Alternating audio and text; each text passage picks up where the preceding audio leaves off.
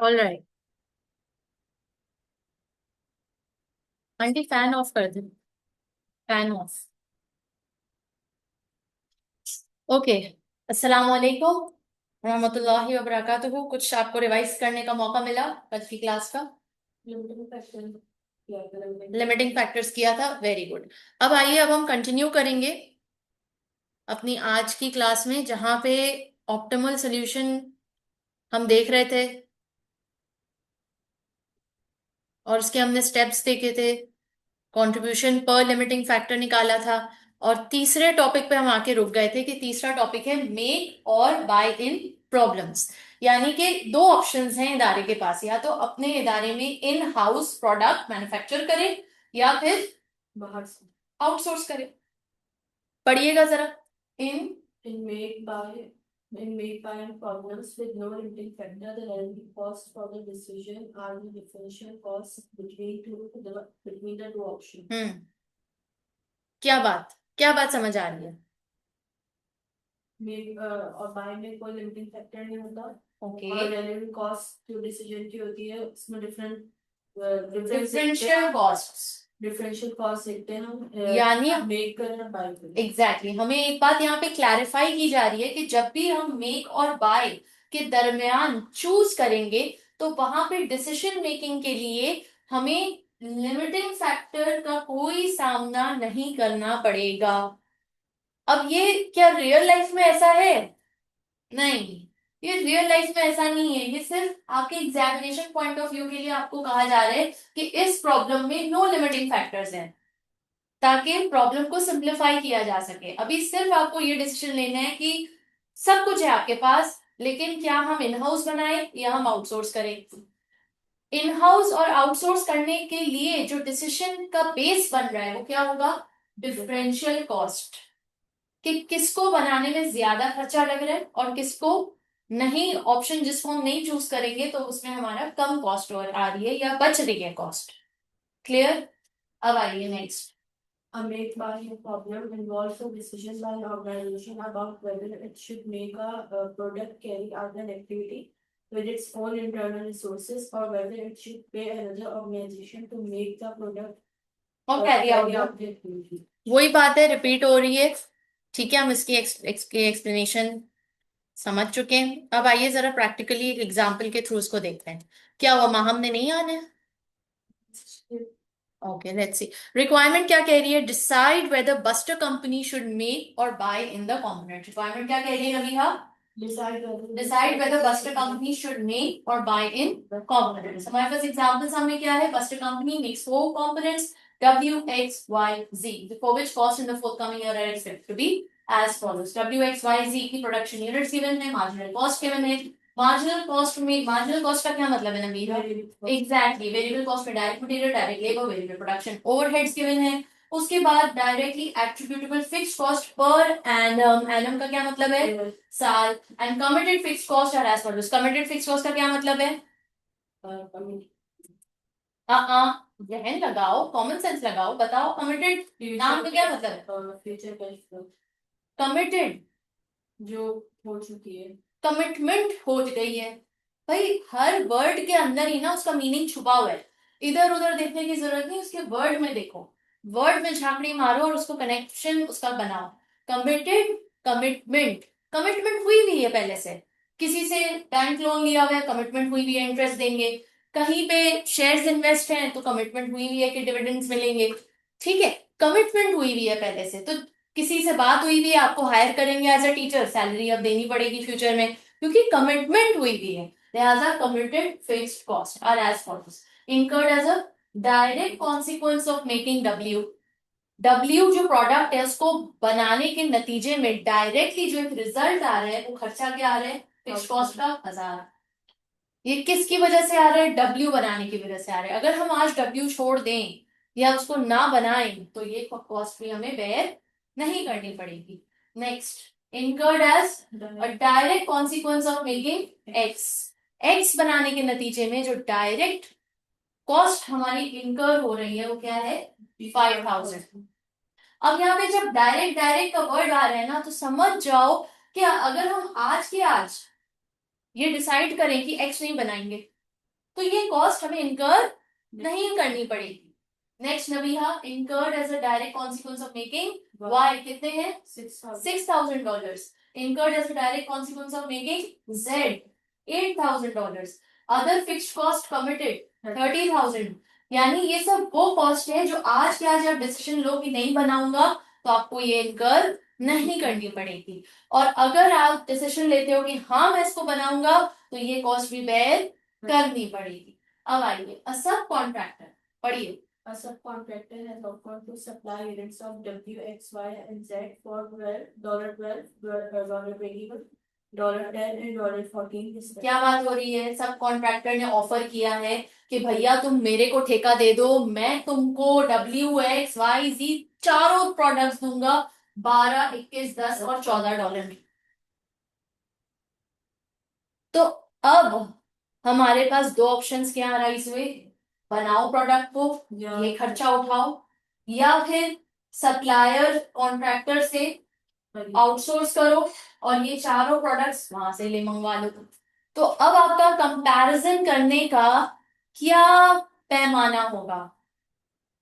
हम कॉस्ट निकालेंगे, हम एग्जैक्टली डिफरेंशियल कॉस्ट। अभी थोड़ी देर पहले हमने डेफिनेशन में पढ़ा था कि इसका पैमाना लिमिटिंग फैक्टर नहीं होगा, इसका पैमाना डिफरेंशियल कॉस्ट होगा कि किसमें ज्यादा खर्चा हो रहा है तो उसको हम छोड़ देंगे, जिसमें कम हो रहा है वो हम ले लेंगे।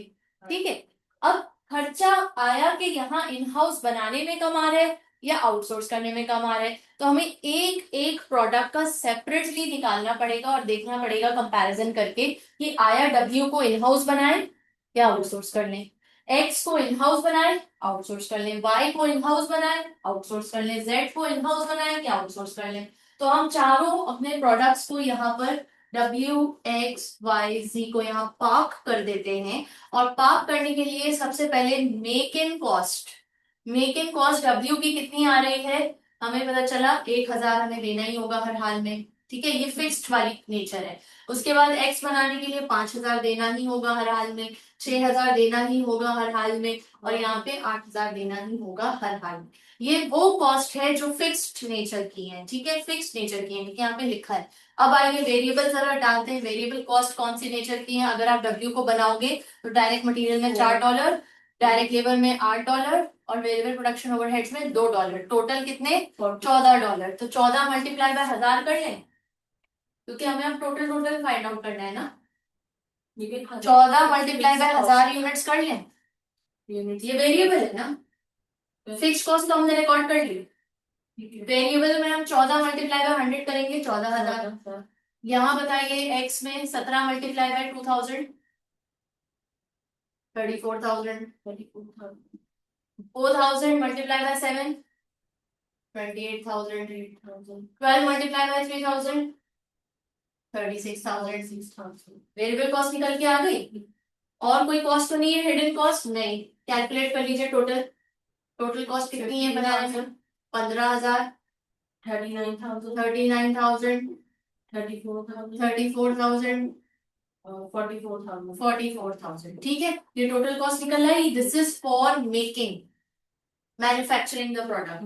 अब आइए आउटसोर्स अगर हम कर रहे हैं तो सब कॉन्ट्रैक्टर कितने का दे रहा है हमें एक प्रोडक्ट, W कितने का दे रहा है 12 का, 12 मल्टीप्लाई बाय 1000 12,000, फिर 21 मल्टीप्लाई बाय 5,000 42,000, फिर 10 मल्टीप्लाई बाय 6,000 30,000, 10 मल्टीप्लाई बाय 6,000 60,000 ना, फिर 14 मल्टीप्लाई बाय 3,000 42,000।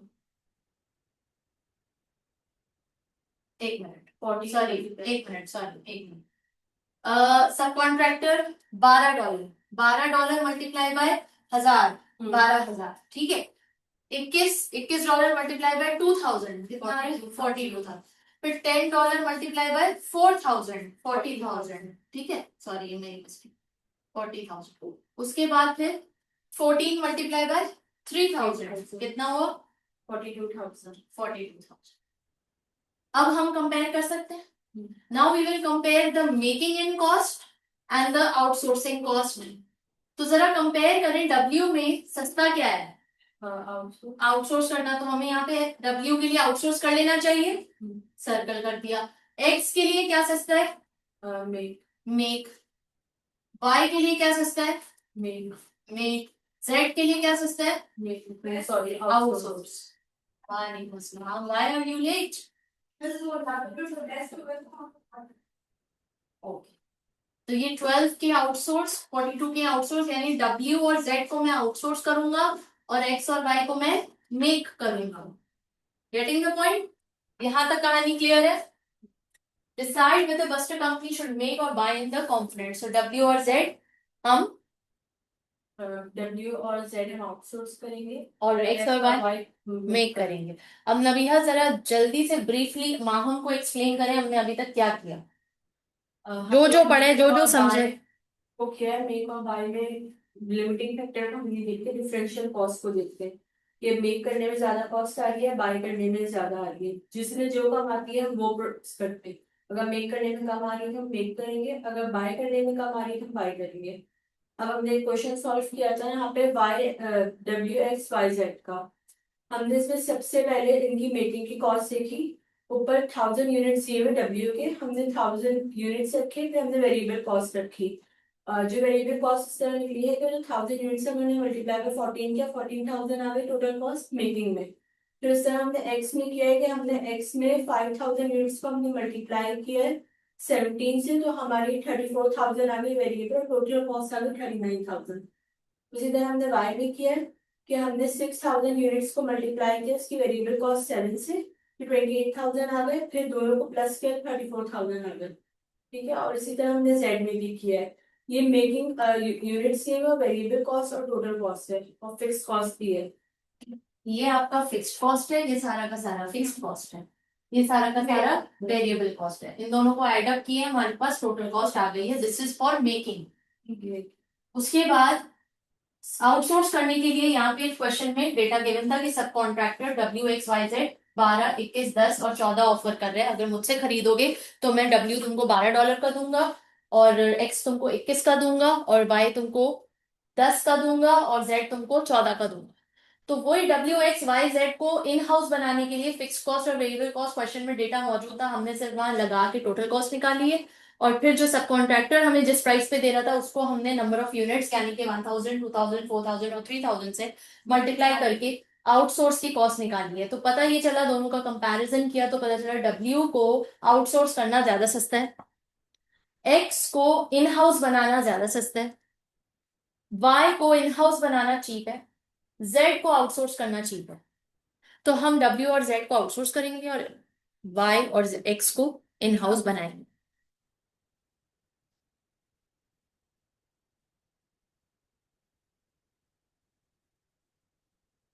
अब आइए जरा हम देखते हैं कि हमें यहाँ पे क्या बताया जा रहा है।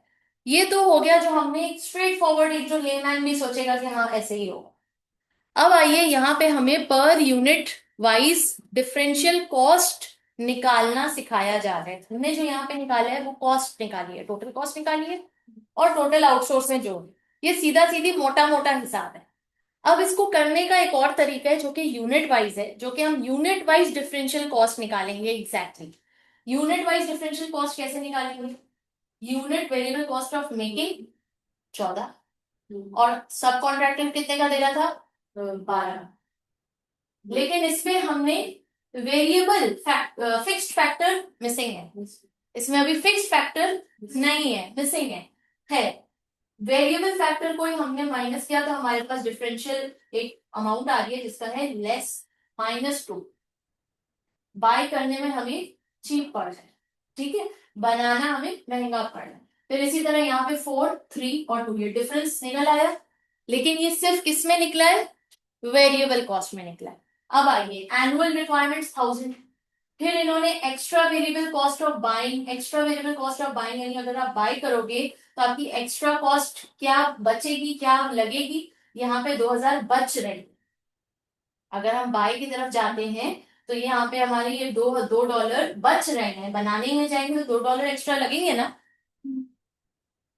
ठीक है, अच्छा अब मेरी बात ध्यान से सुनो, जो हमने किया है ना वो बिल्कुल करेक्ट है, वो कॉन्सेप्ट बिल्कुल करेक्ट है और वो बिग पिक्चर है। अब जो हम कर रहे हैं वो 1 यूनिट की पिक्चर है कि 1 यूनिट वाइज हम किस तरह आंसर निकालेंगे। कर हम वही चीज रहे हैं, तो प्लीज आप लोग वर्ड्स में उलझना नहीं, कंफ्यूज नहीं होना। हम कर वही चीज रहे हैं जो हम अभी तक समझते आ गए, ठीक है। अब यहाँ पे देखो, ध्यान दीजिए, extra variable cost of buying, buy करने के नतीजे में मेरी एक्स्ट्रा वेरिएबल कॉस्ट क्या लग रही है, तो डब्ल्यू के सिनेरियो में तो नहीं लग रही, डब्ल्यू के सिनेरियो में तो $2 की बचत हो रही है, यस और नो। तो इसलिए हमने यहाँ -2000 लिखा है।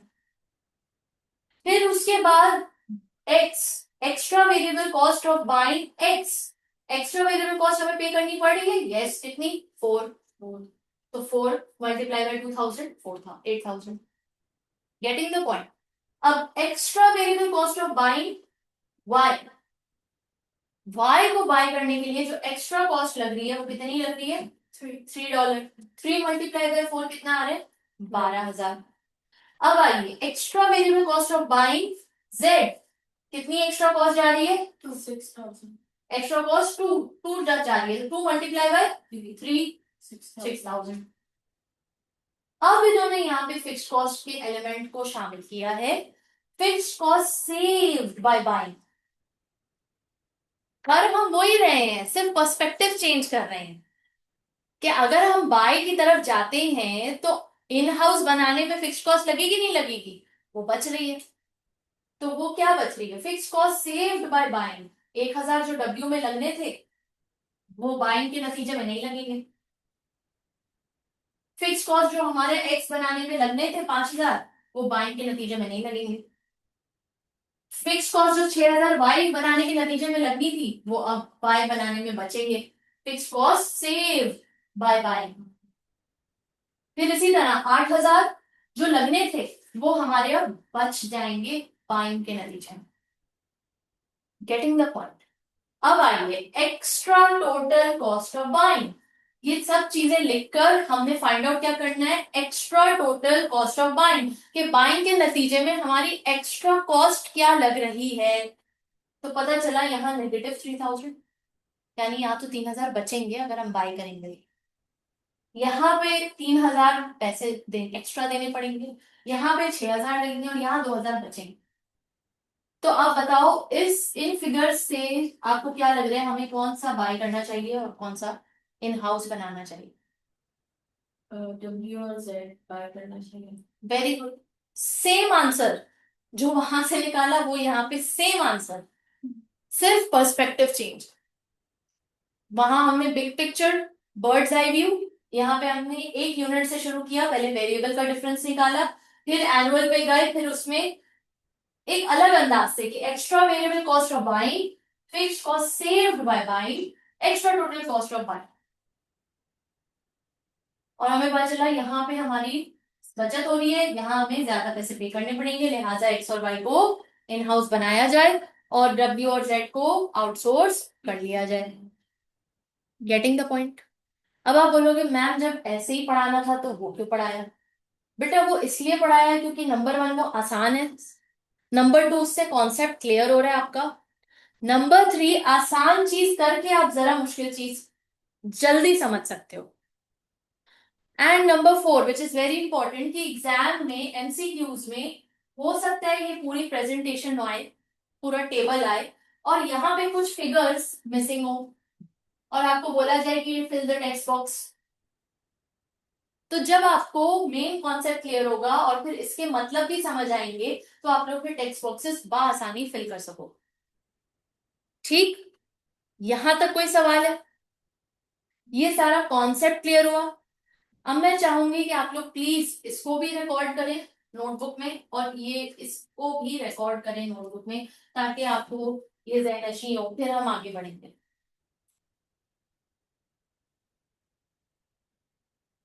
और समझ करके कॉपी कीजिएगा, ऐसा नहीं कि बस कॉपी पेस्ट हो रहा है।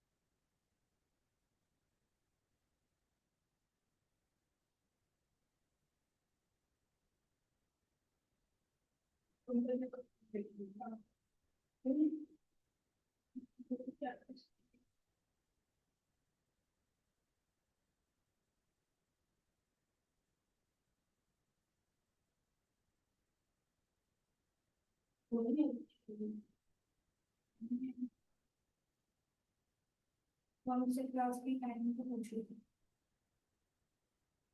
मैं 11 बजे तक। नहीं भाई, 12।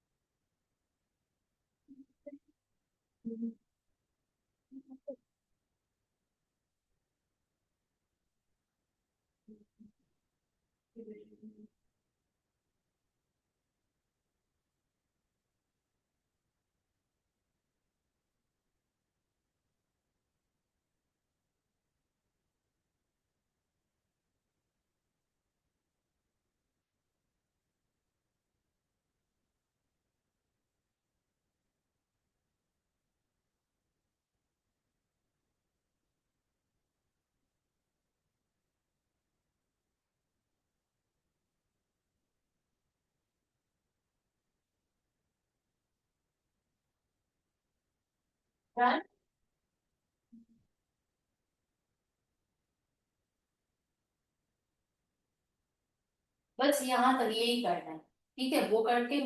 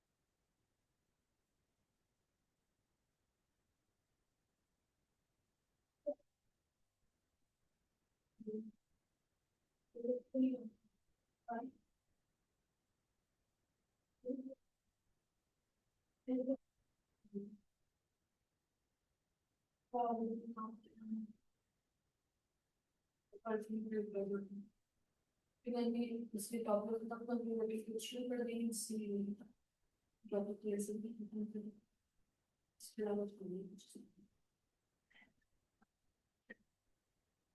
नहीं समझ आ रहा नहीं समझ आ रहा अच्छा अच्छा इसलिए इसका लेक्चर ये ये पहला अभी ये वाला टॉपिक पहला अभी मीटिंग का वाला भी मेरी कॉस्ट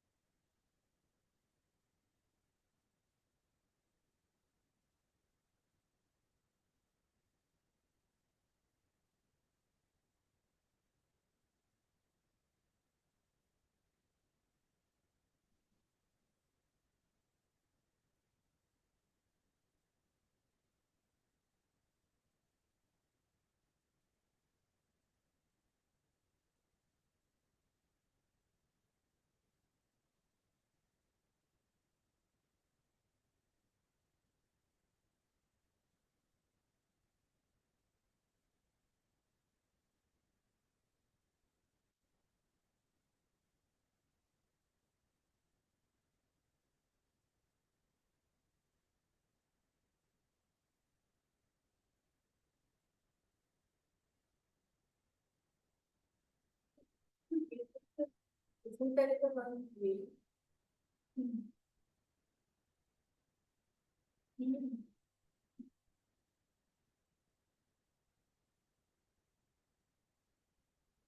तो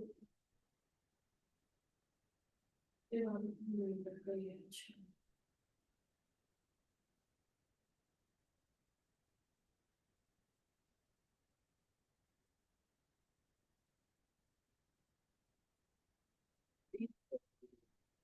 बुक्स को करवाएंगे इसलिए हम सेकंड टाइम वैसे भी आई है उससे बैठी एक बार लेक्चर की बुक खोल के सामने एक साथ से पढ़ते थे और मार्क करते थे मैंने उससे पढ़ना बहुत मुश्किल है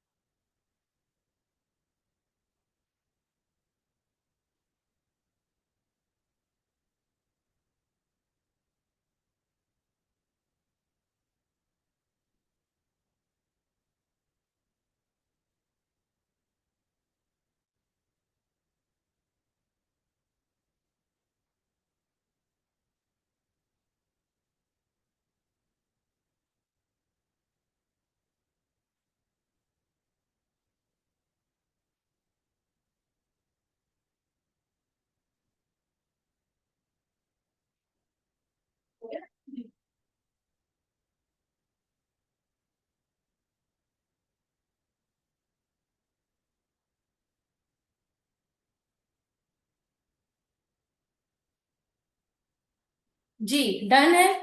अच्छा अब आगे आइए, आपको समझ आया किस तरह हो रहा है? अब प्रॉब्लम क्या है? Other factors to consider in the make और बाइंग प्रॉब्लम। मेक और बाइंग प्रॉब्लम में दूसरे फैक्टर्स जो हमें कंसिडर करने की जरूरत है वो क्या क्या है? अभी आप first one. If components W and Z are separated, how will the company profitably use the spare capacity? Would the company's workforce resent the loss of work in an outside subcontractor? क्या मतलब समझ आया?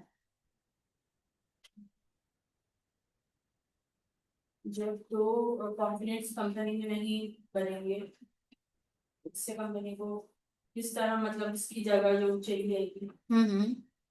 जो उसके मतलब जो product इस company बना रही है, जब वो नहीं बनाएगी तो इससे क्या लॉस होगा? किस चीज में लॉस होगा? हम तो पैसे बचा रहे हैं, हम तो कॉस्ट कटिंग कर रहे हैं, तो लॉस किस एंगल से बोला जा रहा है? मतलब उसकी जिस कैपेसिटी में जो चीजें होंगी, जैसे जो लेबर वगैरह जो इस कंपोनेंट पे काम कर रही होगी, फिर वो जब कंपोनेंट बाहर से आ जाएगा फिर उन चीजों का क्या होगा? उन रिसोर्सेस का क्या होगा? हमने जो इतना रिसोर्स यहाँ पे जमा कर रखा है, ह्यूमन की शक्ल में, लेबर की शक्ल में, मटेरियल की शक्ल में, कोई न्यू टेक्नोलॉजी की शक्ल में, कोई मशीनरी इक्विपमेंट की शक्ल में, अगर हम बाहर से ही सब कॉन्ट्रैक्ट करने लग जाएंगे तो फिर ये जो रिसोर्स में हमने इन्वेस्टमेंट की हुई है इनका क्या बनेगा? ये तो फिर फारिग हो जाएंगे। इनकी स्पेयर कैपेसिटी का फिर इदारे ने कुछ सोचा है कहाँ खपाएगा इनको, या फारिग करने का इरादा है? जी।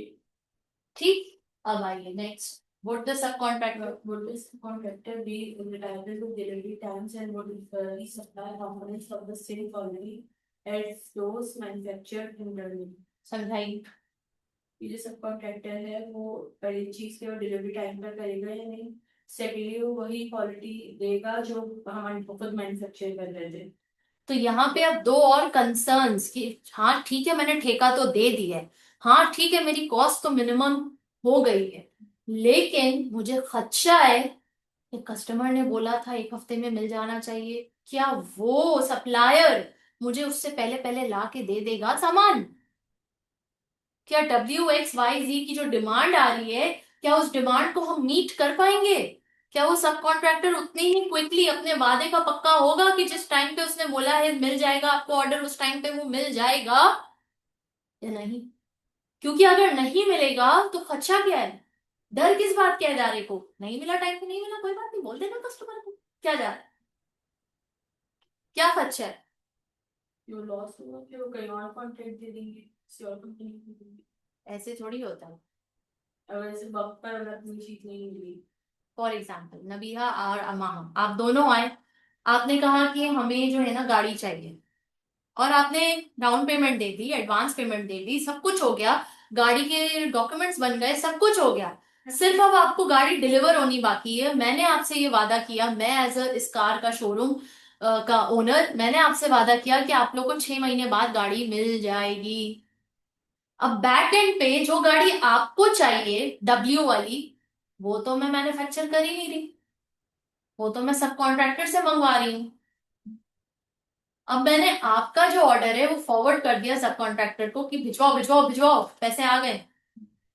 अब वो सब कॉन्ट्रैक्टर ठीक 6 महीने के बाद जब आप आओगे मुझसे गाड़ी लेने के लिए, क्या मेरे पास वो गाड़ी है? अगर नहीं है और डिले हो गया, मेरी वजह से नहीं सब कॉन्ट्रैक्टर की वजह से, तो मेरा क्या नुकसान है इसमें? मैं आपको बोल दूंगी कोई बात नहीं, स्पैन आ जाएगी, 2 महीने बाद आ जाएगी, आप क्यों परेशान होना है, आप ही की गाड़ी है, आनी तो है ही, 2 महीने बाद आ जाएगी। तो आप एज अ कस्टमर इस चीज को एक्सेप्ट करेंगे, इस एक्सक्यूज को, या आग बगोला हो जाएंगे कि 6 महीने से इंतजार करवा रहे हैं आप लोग, 6 महीने हो गए हैं और मैं आई हूं और आप लोग कह रहे हो अभी भी 2 महीने और लगेंगे? अब एज अ कस्टमर आपको रिफंड नहीं मिल सकता, क्योंकि ये गाड़ी है, कोई छोटी मोटी चीज नहीं है कि जिसपे आपको रिफंड मिल जाए। ना आप कहीं और जाके दूसरी जगह बुकिंग करा सकते हो, आप तो फंस गए। इतनी कोई सस्ती चीज तो नहीं है, महंगी चीज है, पैसे इतने सारे आपने लगा दिए इस गाड़ी पे, इस शोरूम वाले पे, कि बात पे भरोसा करके। तो अब क्या नुकसान है कार शोरूम ओनर का, मैं ये पूछ रही हूँ। कि मैं बोल दूं कस्टमर को 2 महीने बाद आ जाना, क्या होगा, ज्यादा ज्यादा कस्टमर थोड़ा बहुत गुस्सा करेगा, चिक चिक करेगा, मजबूर है, कहाँ जाएगा, रेपुटेशन, मार्केटिंग, एग्जैक्टली। रेप्यूटेशन किसकी स्टेक पे लगी हुई है, मेरी, मेरे इदारे की। सब कॉन्ट्रैक्टर तो बैक एंड पे है, किसी को पता भी नहीं कि हमने सब कॉन्ट्रैक्टर से सेटिंग बनाई हुई है। आप लोग के फेस पे तो हम हैं, तो नाम किसका खराब होगा, हमारे इदारे का, हमारे शोरूम का खराब होगा नाम। आप अपने रेकमेंड, अपने रिलेटिव्स को, अपने फ्रेंड्स को, सबको बताओगे कि भाई इस शोरूम से ना लेना गाड़ी कभी भी, ठीक। तो ये चीज है जो ये मसला होता है कि एज अ ऑर्गेनाइजेशन अगर मैंने ये डिसाइड किया किसी भी प्रोडक्ट के लिए, चाहे मैं मोबाइल बना रही हूँ, चाहे चेयर्स बना रही हूँ, फर्नीचर बना रही हूँ, कहीं से भी अगर हम सब कॉन्ट्रैक्ट करते हैं, क्योंकि अक्सर आपने देखा होगा पाकिस्तान में भी चाइना से चीजें इंपोर्ट हो रही होती हैं, नाम यहाँ पे ट्रेडर का होता है लेकिन वो मैन्युफैक्चरर वहां पे चाइना बैठा हुआ है। तो चाइना से आते आते माल डिले हो गया, कहीं पर भी इंपोर्ट ड्यूटी पे, कस्टम्स पे, माल बनाने में, भेजने में कहीं भी डिले आ सकता है ना।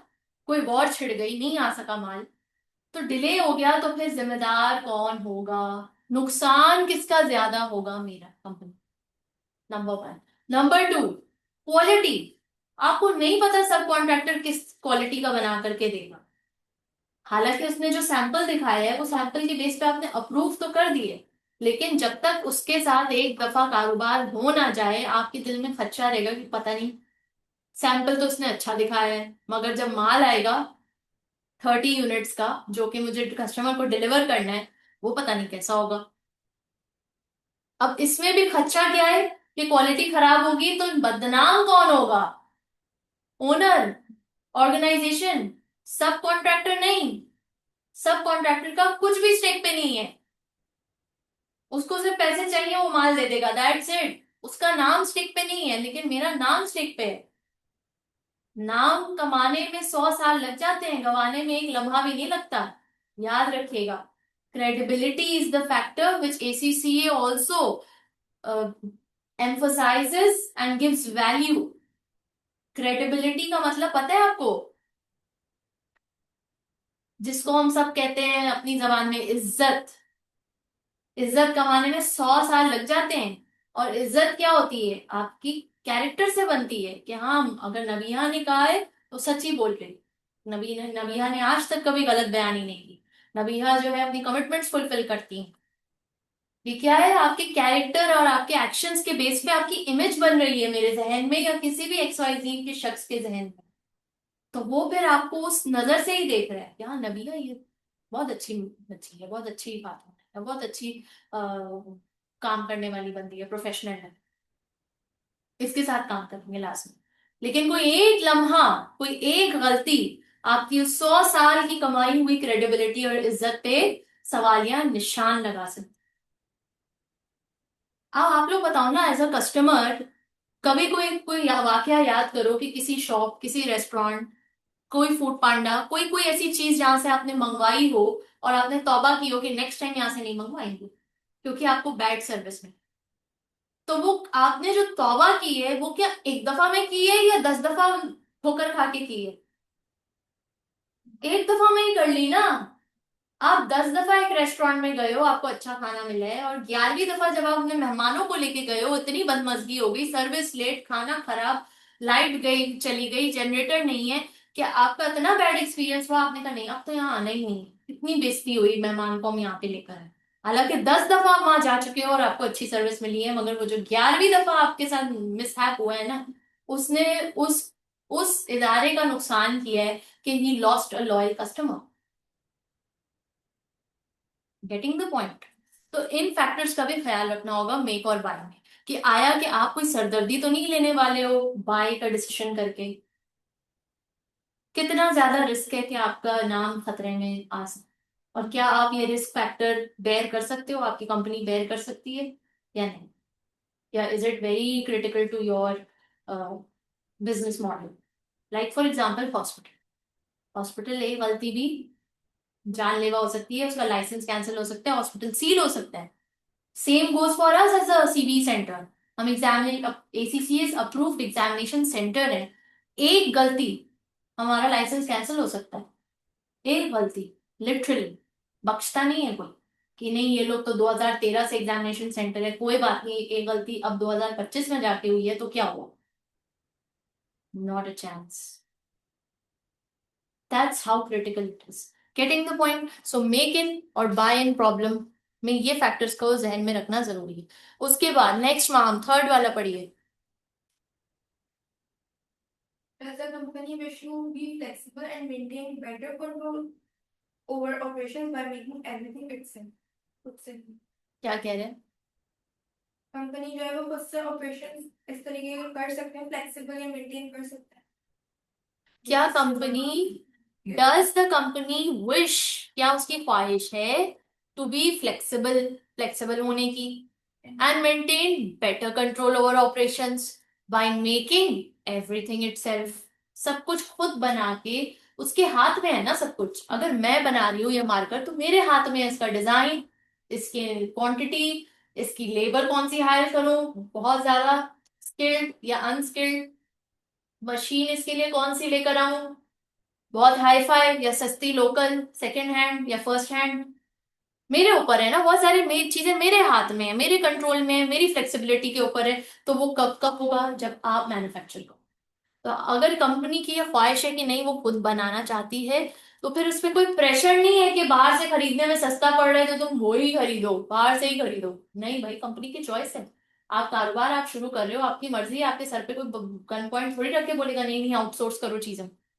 नहीं, आउटसोर्स नहीं करें। नेक्स्ट आइए बताइए, are the estimates? Are the estimates of fixed cost savings reliable? In the case of product W, buying is clearly cheaper than making in-house. In the case of product Z, the decision to buy rather than make would only be financially beneficial if the fixed cost savings of 8,000 could really be delivered by management. Next वहां Is the buy in price sustainable? A supplier will need to be willing and able to supply the product at the price used in the analysis in the long run. अब भाई आप outsource कर रहे हो, क्या guarantee है इस साल आपको सस्ता पड़ा अगले साल वो महंगा कर दे? क्या ख्याल? इस साल कस्टमर घेरने के लिए उसने 12,000 कर दिया, लेकिन अगले साल वो फिर 14 पे चला जाए, 15वें में चला जाए, 16वें में चला जाए। और आपने आउटसोर्स करने के थोड़ा सा खर्चा बचाने के लिए आपने अपनी इतनी हैवी इन्वेस्टमेंट जो मशीनरी पे की हुई थी, इतनी अच्छी लेबर हायर की हुई थी, आपने सबको फारिग कर दिया कि अब तो हम आउटसोर्स करेंगे। और एक साल बाद पता चला यार हमने क्या किया, अपने पैरों पे कुल्हाड़ी मार ली। अच्छा भला हमारा सेटअप हुआ हुआ था, सब कुछ बेच बाच के हम आउटसोर्स पे चले गए और वो भी महंगा हो गया। क्या फायदा हुआ हमें? तो इसलिए बड़ा सोच समझ के डिसीजन लें कि आया कि आप खुद मैन्युफैक्चर करेंगे या बाहर से बाय करेंगे। सिर्फ एक छोटे से फायदे के लिए, खर्चा 2,000 3,000 का बचाने के लिए आप इतना बड़ा फैसला नहीं करोगे, सिर्फ इस बेस पे नहीं करोगे। हाँ, this will be one of the factors, however you will consider all the other these 5 factors that we just read and understood.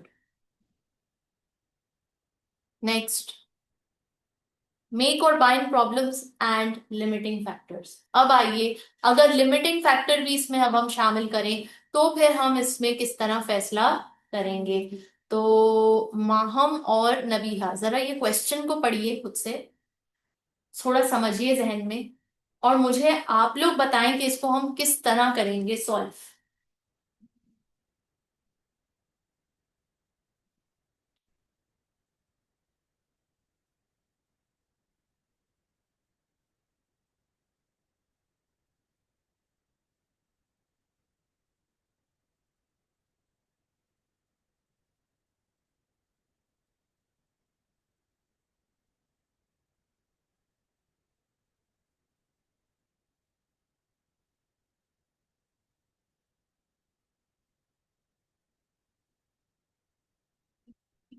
जैसे गाँव को गाँव में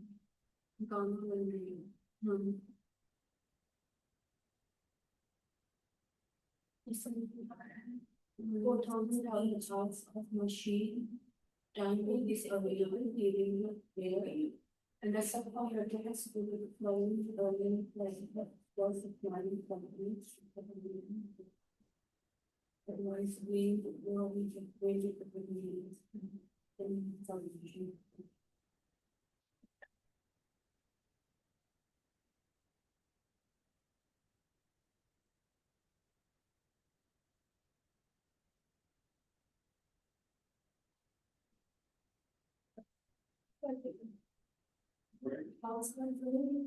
We alpha beta रखी ना उसकी वेरिएबल रखो एज अ यूनिट रखो दोनों के 4,000 यूनिट्स है ना 4,000 4,000 ठीक है और variable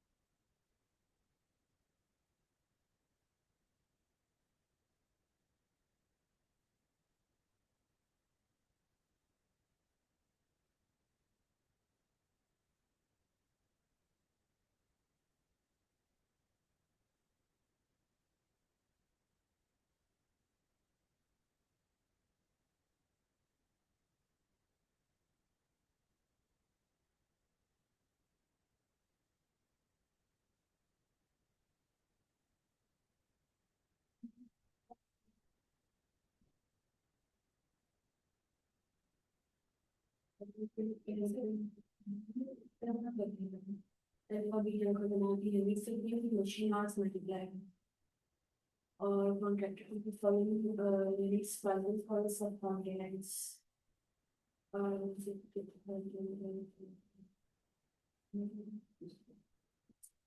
You can ask the variable cost. Yeah. And for data machine hours, yeah, machine hours. The variable production cost per unit of the final product, the gamma is as follows. 29 is 16,000. 29 multiplied by 3 होगा. Machine hours से निकालने के लिए तो मैं unit से multiply करूंगी ना तो मतलब 3 हो जाएगा तो 2 हो जाएगी पहले को 4,000 दोनों है ना 4,000 मल्टीप्लाई 3 करो 4,000 मल्टीप्लाई 2 करो फिर 29 अल्फा के कितना कॉस्ट अल्फा की जो सेलिंग प्राइस है वो 29 दे रहा है सप्लायर तो 29 मल्टीप्लाई का अगर मैं वो कर लूँ सेलिंग प्राइस अल्फा के अल्फा के हैं 29 और बीटा के हैं 40 तो 4,000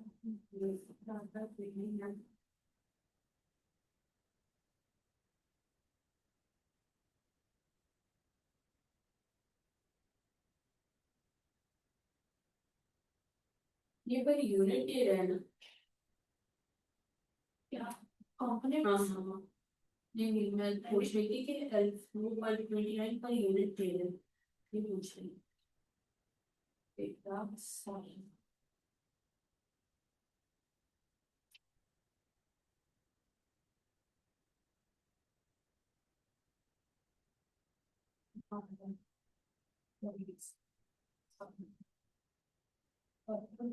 अच्छा मैं असेंबली कॉस्ट भी ले ली होगी वेरिएबल कॉस्ट में असेंबली कॉस्ट भी ले ली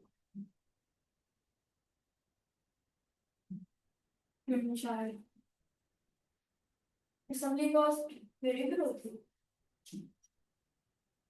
ये तो सोच रही हूँ फिक्स्ड होती मुझे वेरिएबल कॉस्ट के अंदर लिखा हुआ तो होगी लेकिन 4,000 को मल्टीप्लाई करेंगे 3 से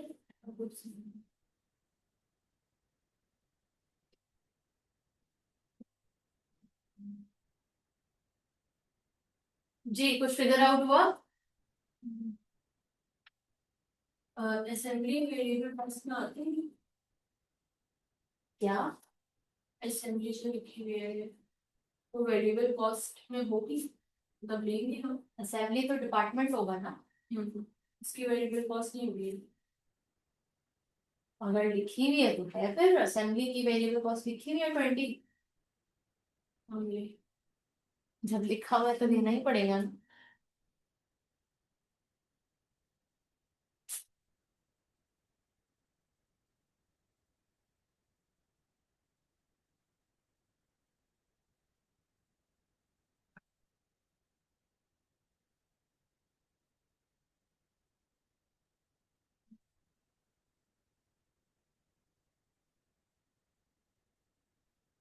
आप लोग अभी कर रहे हैं या मुझे कर रहे हैं?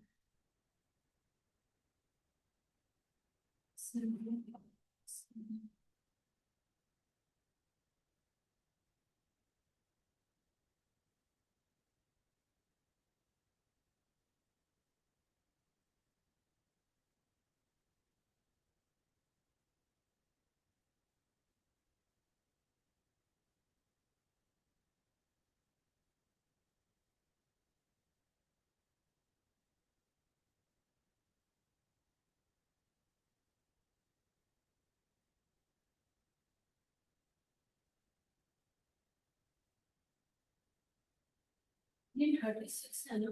पास में। हाँ बोलो। तुम्हारा 12 और 8 को प्लस करके क्या आ रहा है? 12 और 8 है, फिर कौन सा है?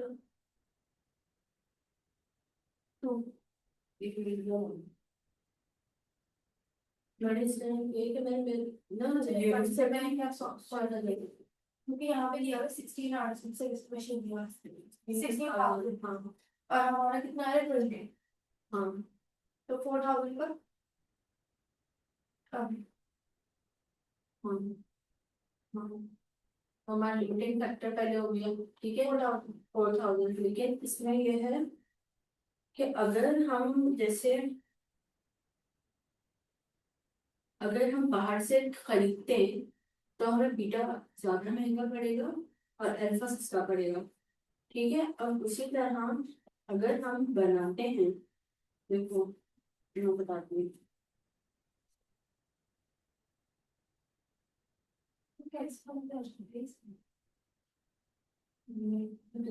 दफा गलत भी होते हुए सवाल समझ ही नहीं आता। नहीं मुझे फॉर्मेट है तो बता कि मैं किस फॉर्मेट में कर रही होती हूँ, मुझे समझ में आ रहा था, लगभग समझ आना शुरू हुआ फिर है। ये कैसे करें? बताती हूँ। मेरी किस तरह का है, 4,000 को मल्टीप्लाई किया 20 से। क्यों? अल्फा वेरिएबल कॉस्ट है। अल्फा की और असेंबली को मैंने अलग निकाला, 4,000 मल्टीप्लाई बाय 20। दोबारा से लिख। हाँ, इस तरह करके लिखो।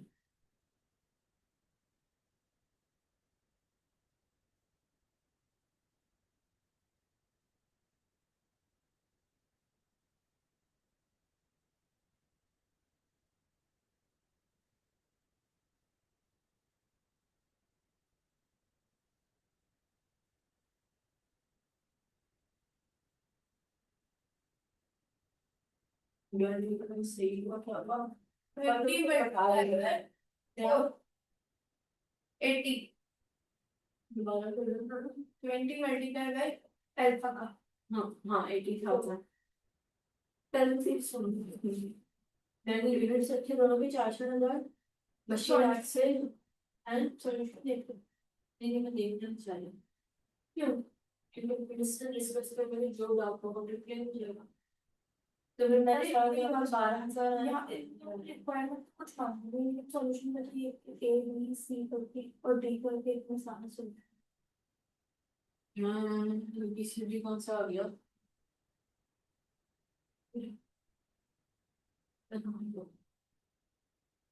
ए बी सी डी करके कौन से आ रहा है? फिर मैंने वेरिएबल रखा है, तो पहली बार के मशीन आवर्स है, तो मैं इसको बोलेंगे 1,60,000। तो हम मुझे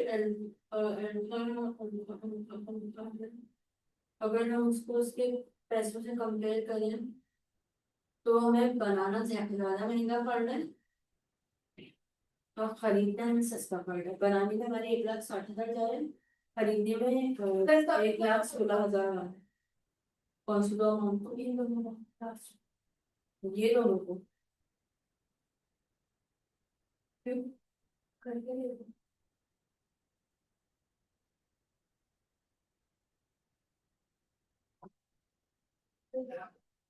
done?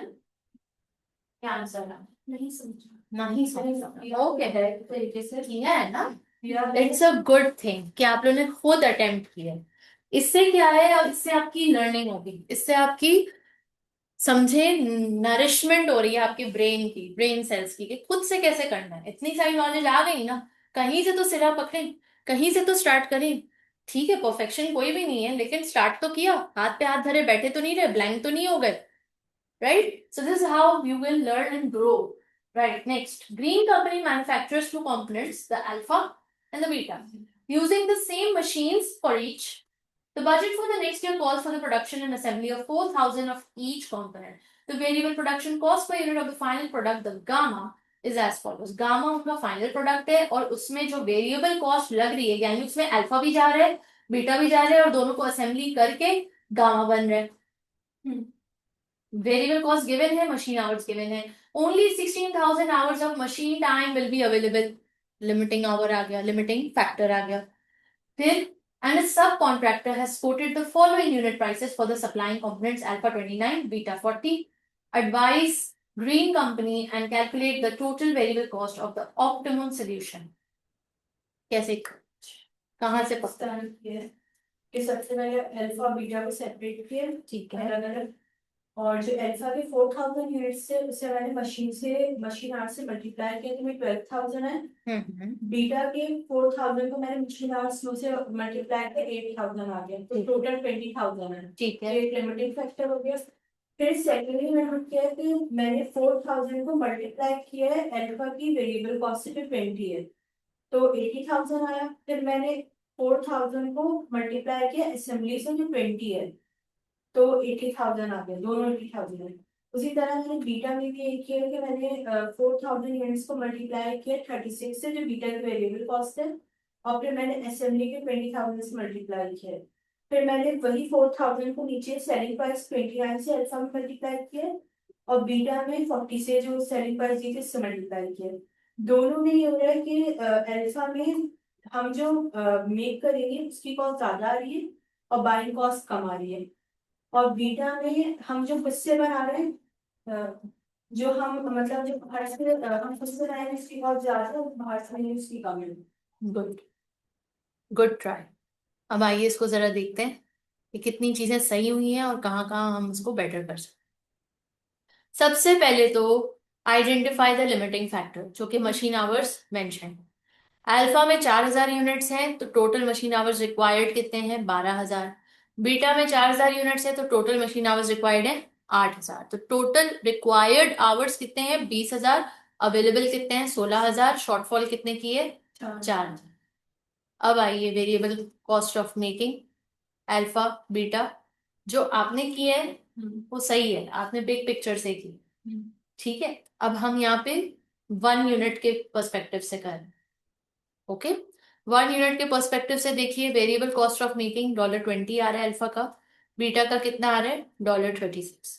Variable cost of buying दोनों में कितना आ रहा है, और extra variable cost of buying 9 और 4, जैसे ऊपर भी हमने किया था ना एग्जाम्पल में, वही पैटर्न है। Extra variable cost of buying alpha के लिए $9 और बीटा के लिए $4।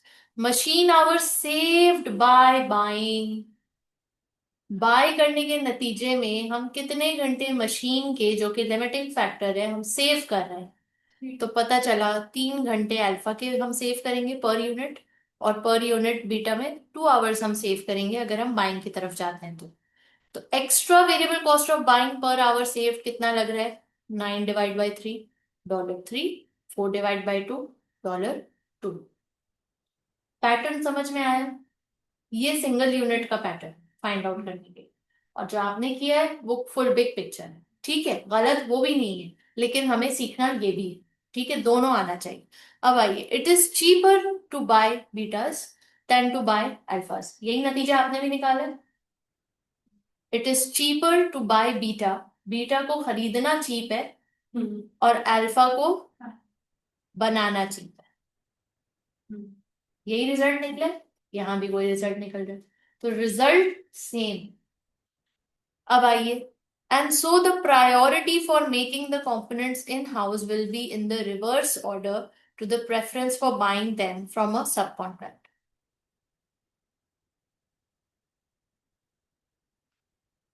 अब आइए, अल्फा के 3 घंटे, बीटा के 2 घंटे, आवर्स रिक्वायर्ड इन टोटल आपके पास 12,000, 8,000, 20,000। क्यूम्यूलेटिव आवर्स निकाले में, आवर्स अवेलेबल कितने हैं? 16,000। शॉर्टफॉल कितनी है? 4,000। अब आइए, there are enough machine hours to make all 4,000 units of alpha and 2,000 units of beta. 4,000 unit आप अल्फा के कंप्लीटली बना सकते हो और 2,000 बीटा के बना सकते हो। और जो बाकी 4,000 घंटे प्रोडक्शन ऑफ बीटा के आप सब कॉन्ट्रैक्ट करोगे। This will be the cheapest production policy available. Combination बताया ना कि किस तरह कौन सा यूनिट, कौन सा कंपोनेंट आप बनाओगे, कौन सा कंपोनेंट आप खरीदोगे, कितने घंटे खरीदोगे, कितने घंटे इन हाउस बनाओगे। तो अब यहाँ पे देखिए जरा इसका पूरा प्रेजेंटेशन गिवन है।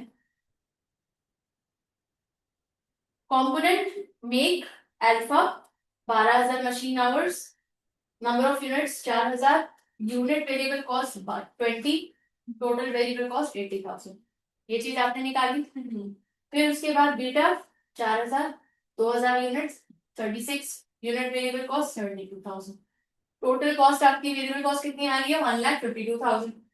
बाय बीटा बाय करेंगे, बाकी के 4,000 जो घंटे हैं जो बाय करने के नतीजे में सेव हो रहे हैं वो आप बाय कर रहे हो 2,000 यूनिट्स 40 के कॉस्ट से। तो दोनों का आप देखें टोटल फिर वेरिएबल कॉस्ट क्या निकल के आ रही है? 2,32,000। फिर इसमें असेंबली कॉस्ट आपने जोड़ा 80,000, टोटल वेरिएबल कॉस्ट 3,12,000। यहां तक कोई सवाल है?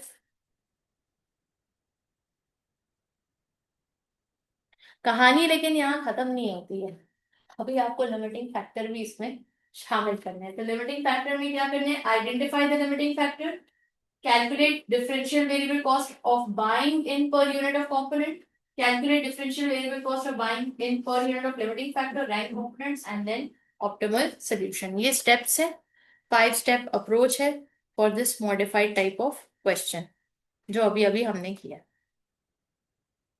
क्लियर? यहाँ हमारा ये चैप्टर कंप्लीट होता है। जरा क्विकली ये क्विक क्विज के 2-3 सवाल है, जरा करें मेरे सामने। पहला वाला करें।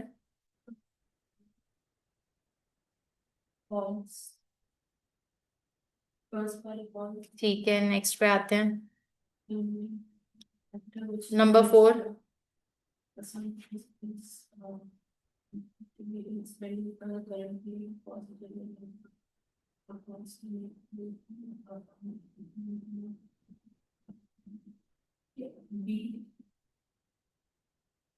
नेक्स्ट, ये जरा करें कैलकुलेट, इसमें आपको 2-3 मिनट चाहिए।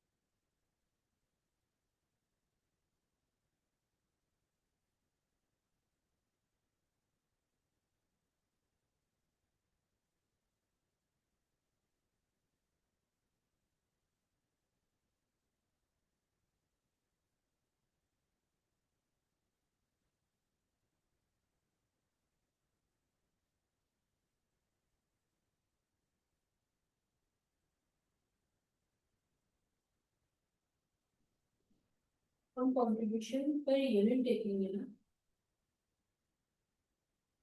ये हम कंट्रीब्यूशन पर मशीन आवर देखेंगे, पर यूनिट देखेंगे, पर यूनिट देखिए तो पर यूनिट के हिसाब से सबसे पहले कंट्रीब्यूशन एस का, फिर आर का, फिर ई का, फिर क्यू का। S R P Q SR2P SRP क्यों हाँ SRP तो V ना V लगा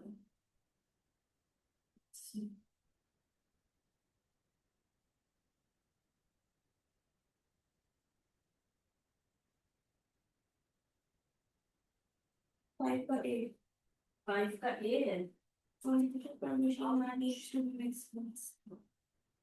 contribution per machine R की बेस पे देता हूँ 5 4 5 लेकिन हम इसके सामने D होगी लेकिन मुझे कॉन्सेप्ट क्लियर हो तो contribution per machine R का आइटम है जो उन्होंने फॉर्मेट दिया उन्होंने उसी हिसाब से एक्सप्लेन आंसर देते हैं मतलब PQRS PQRS अभी तो जब ये हो गया कि हम इससे contribution per unit देखेंगे contribution per R देखेंगे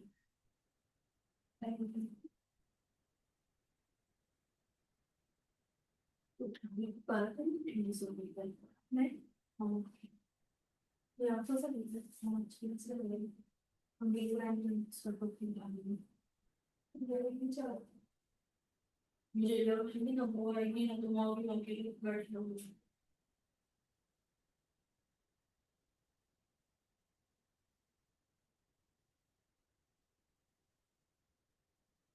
मुझे लगा तो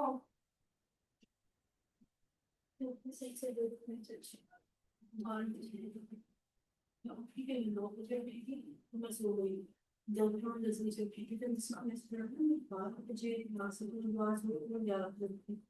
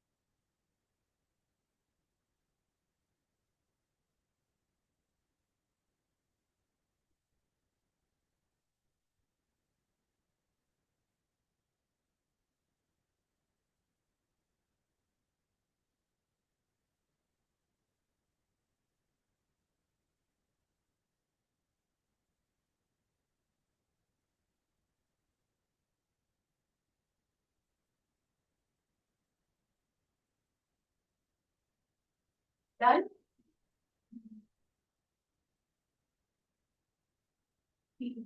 ये वाला भी कीजिए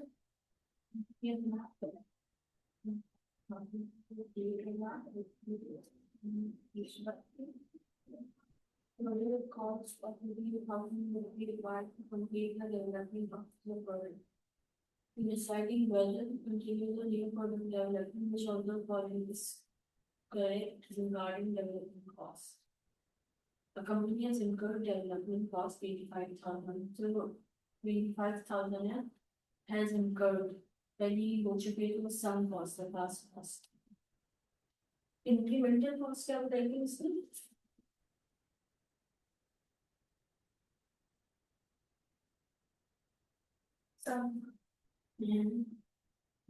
अरे तो सम कॉस्ट तो 25 लाख हुई है पास में बनने की है इंक्रीमेंटल का क्या होता मतलब इंक्रीमेंटल जो फैक्टर था नहीं मिला रेलेवेंट कॉस्ट इसके अलावा कुछ इंक्रीमेंट का मतलब इसमें क्या होता है ज्यादा करना नहीं बढ़ना इंक्रीमेंट बढ़ना ठीक है The company has incurred development cost of 25,000 to date on a proposed new product, further cost of 18,000 will be required to complete the development of the product. Deciding whether to continue product देखो ये 25,000 में हो तो हमारी सम cost हो गई, क्योंकि वो पहले ही मतलब इनकर्ड हो चुकी है, मतलब सम कॉस्ट यानी पास कॉस्ट, सम कॉस्ट का मतलब होता है पास कॉस्ट, तो पास में इनकर्ड हो चुकी है, और इंक्रीमेंटल कॉस्ट तो होगी वो है हमारी 18 हाँ 18 का भाई सम कॉस्ट नहीं, सम कॉस्ट हमारी 25,000 रुपये, a company has incurred development costs incurred further cost of 18,000 will be required to complete the further भी लगेगी कॉस्ट 18 18 तो ये 18 तो सी होगा।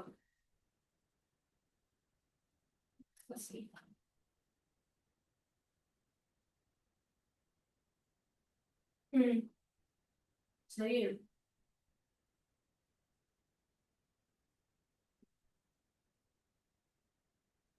ये चेक के समझा इंशाल्लाह कब पढ़ेंगे मंडे मंडे इंशाल्लाह मंडे से पढ़ेंगे इंशाल्लाह 4 दिन पेपर देंगे जी में सारी सारी सम्मान के हाँ हाँ 7 दिन के सब करेंगे और बैठ के पढ़ेंगे मुझे से बस मैंने थोड़ा सा ना कुछ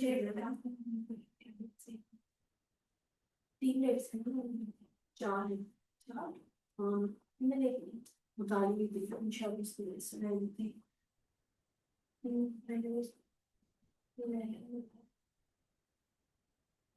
को देखेंगे इंशाल्लाह आप ही इंशाल्लाह और मैंने से ना एक काम करेंगे एमसीपी लेकर आऊंगी या नहीं लेकर आएंगे सामान लेकर मैं टैबलेट लेकर फीस लेके लेक्चर लेके दो फिर नोट्स भी लेकर आऊंगी एक पढ़ूंगी तो जैसे कि चीज बता रहे नमाज की जगह नहीं ये देखो ये जाना चाहिए और कहीं नहीं होगा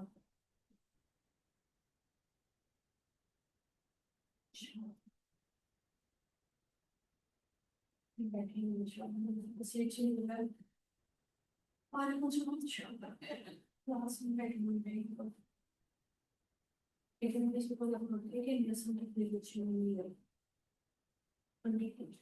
मंडे को बाहर देखिए sweet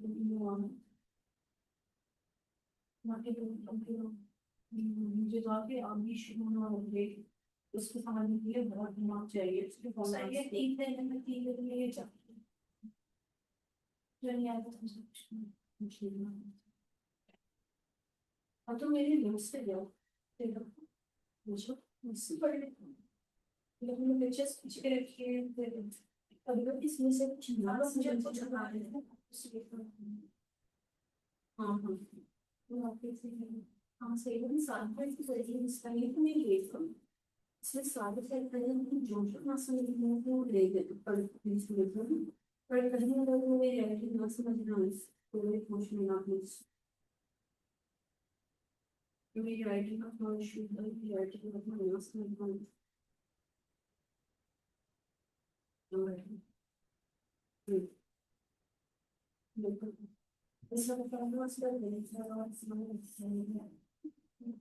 Done? Yes, miss. Very good. अच्छा जी, अल्लाह भला करे आपका। फर्स्ट का फॉल्स, फोर्थ का बी,